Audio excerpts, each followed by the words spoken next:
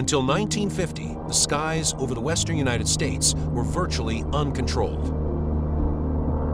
Beyond the 100th meridian, vast areas remained uncontrolled airspace where air traffic controllers did not track aircraft.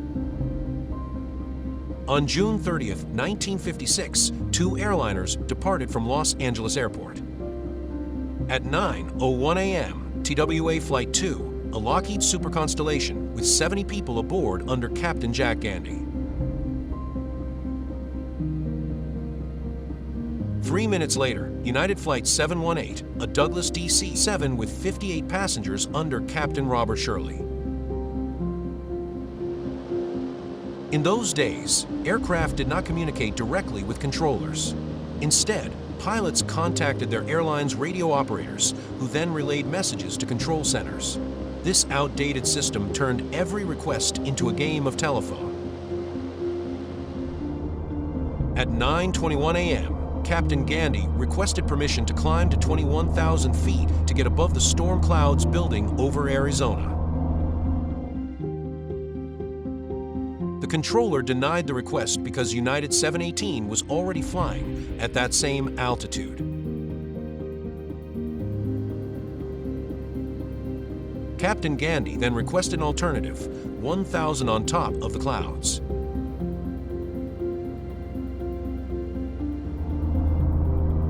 In 1956, this meant switching to what's called visual flight rules, where the pilot becomes responsible for spotting and avoiding other aircraft with his own eyes. Air traffic control cleared TWA-2 to maintain at least 1,000 on top. That day, on top meant climbing to the same fateful 21,000 feet. Both aircraft now found themselves at the same altitude in uncontrolled airspace. Man, what a beautiful view of the canyon today. Yeah, approaching Painted Desert Line now. Don't forget to report when we pass. But the weather over the Grand Canyon was far from clear. Massive thunderheads towered up to 30,000 feet. Visibility's getting a bit hazy up here. All right, keep us clear of those clouds. Both crews were forced to weave around the dangerous storm clouds, but the thick weather had a deadly side effect. It blocked each crew's view of the other plane. In uncontrolled airspace, pilots were required to see and avoid other aircraft, but in such cloudy conditions, this was virtually impossible. No one knows exactly when United crew spotted the TWA Constellation ahead, if they saw it at all. Hey, on the left. Turn now.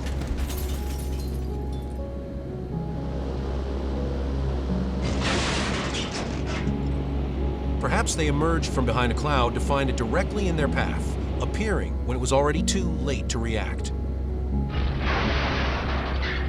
At approximately 10:31 a.m., United Flight 718 slammed into TWA Flight 2 from behind.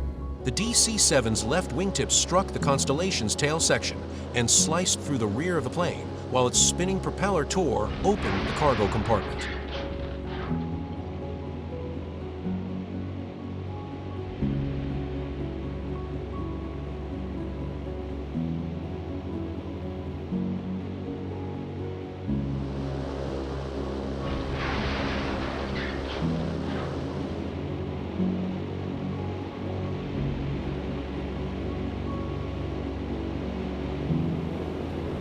The catastrophic collision lasted less than half a second and instantly destroyed both aircraft beyond any hope of recovery.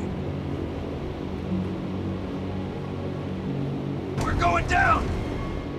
Pull up! Control's dead! Help me!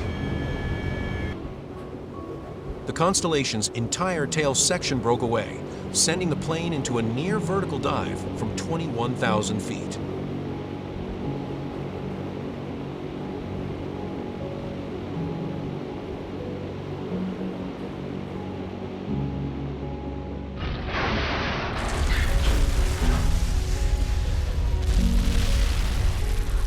It crashed upside down into a steep canyon wall 130 meters above the Colorado River. all 70 people aboard perished instantly. Captain Gandy and his crew likely never knew what hit them.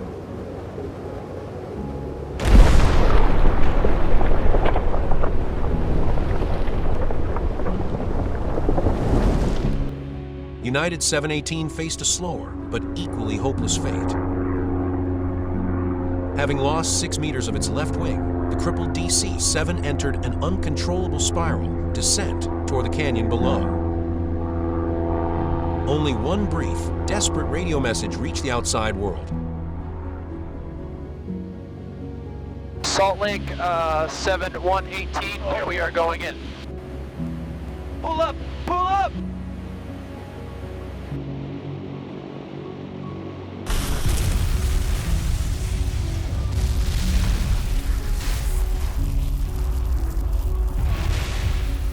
Moments later, United 718 crashed into the sheer rock face of TWA Butte.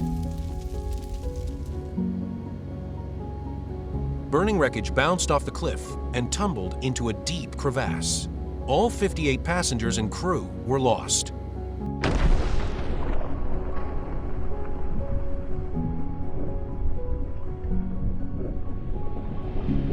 That day claimed 128 lives in total, making this the first commercial airline incident in which more than 100 people perished.